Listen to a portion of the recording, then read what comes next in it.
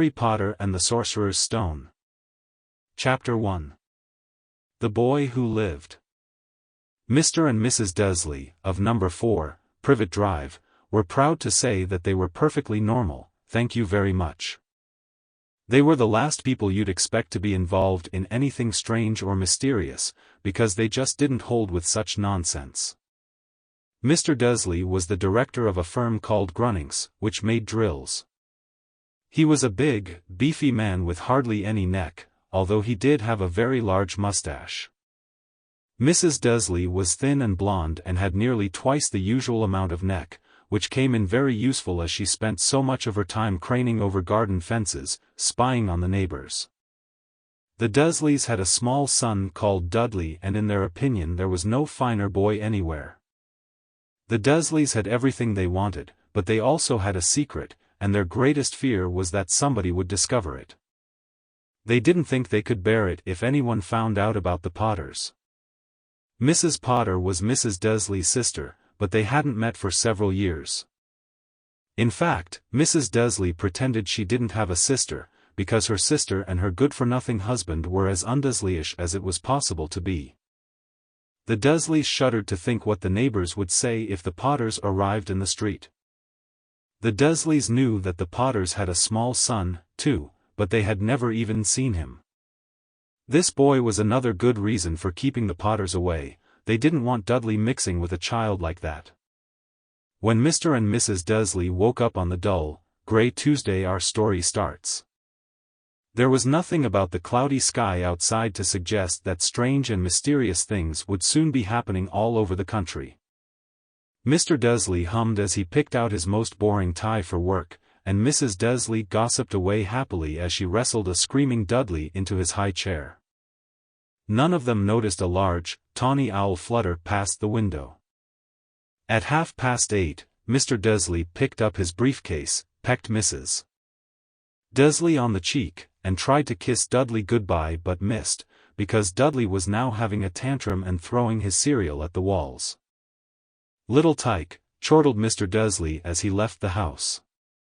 He got into his car and backed out of number 4's drive. It was on the corner of the street that he noticed the first sign of something peculiar, a cat reading a map. For a second, Mr. Dursley didn't realize what he had seen, then he jerked his head around to look again. There was a tabby cat standing on the corner of Privet Drive, but there wasn't a map in sight.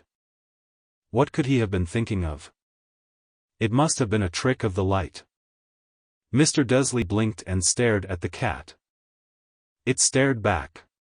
As Mr. Dursley drove around the corner and up the road, he watched the cat in his mirror. It was now reading the sign that said Privet Drive. No, looking at the sign, cats couldn't read maps or signs. Mr. Dursley gave himself a little shake and put the cat out of his mind. As he drove toward town he thought of nothing except a large order of drills he was hoping to get that day. But on the edge of town, drills were driven out of his mind by something else. As he sat in the usual morning traffic jam, he couldn't help noticing that there seemed to be a lot of strangely dressed people about. People in cloaks. Mr. Dursley couldn't bear people who dressed in funny clothes, the get-ups you saw on young people. He supposed this was some stupid new fashion. He drummed his fingers on the steering wheel and his eyes fell on a huddle of these weirdos standing quite close by. They were whispering excitedly together. Mr. Dursley was enraged to see that a couple of them weren't young at all. Why, that man had to be older than he was, and wearing an emerald green cloak. The nerve of him! But then it struck Mr. Dursley that this was probably some silly stunt. These people were obviously collecting for something. Yes, that would be it. The traffic moved on and a few minutes later, Mr. Dursley arrived in the Grunnings parking lot, his mind back on drills. Mr. Dursley always sat with his back to the window in his office on the 9th floor. If he hadn't, he might have found it harder to concentrate on drills that morning. He didn't see the owls swoop ing past in broad daylight, though people down in the street did. They pointed and gazed open-mouthed as owl after owl sped overhead. Most of them had never seen an owl even at night time. Mr. Dursley, however, had a perfectly normal, owl-free morning. He yelled at 5 different people. He made several important telephone calls and shouted a bit more.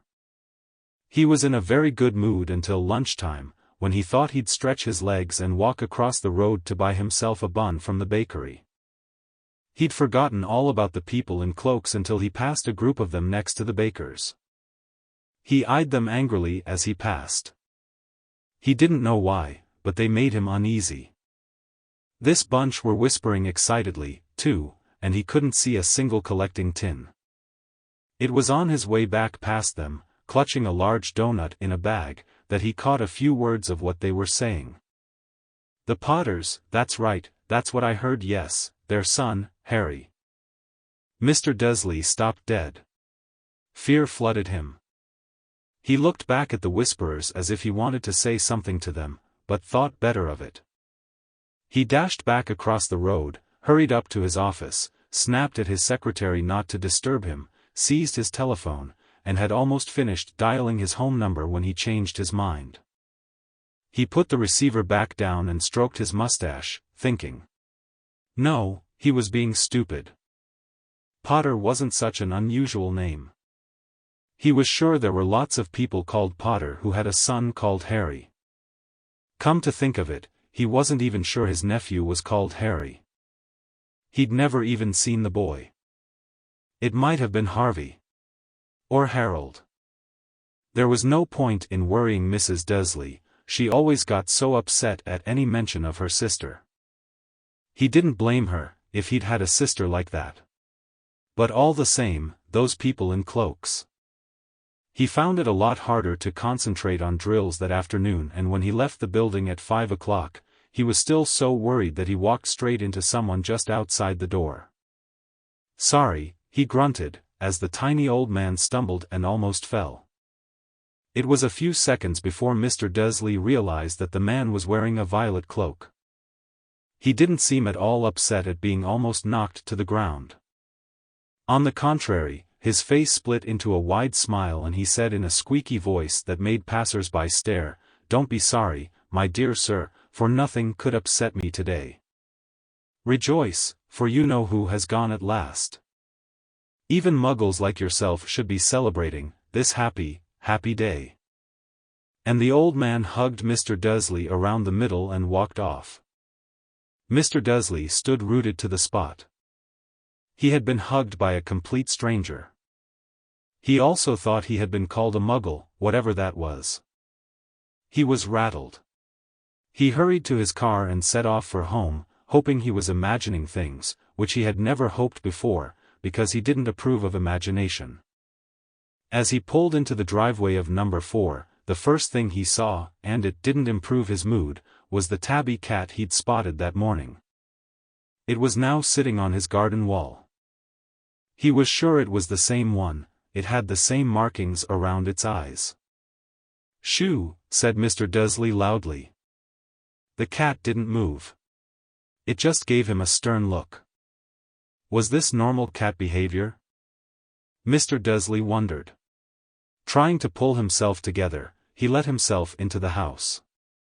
He was still determined not to mention anything to his wife. Mrs. Dursley had had a nice, normal day.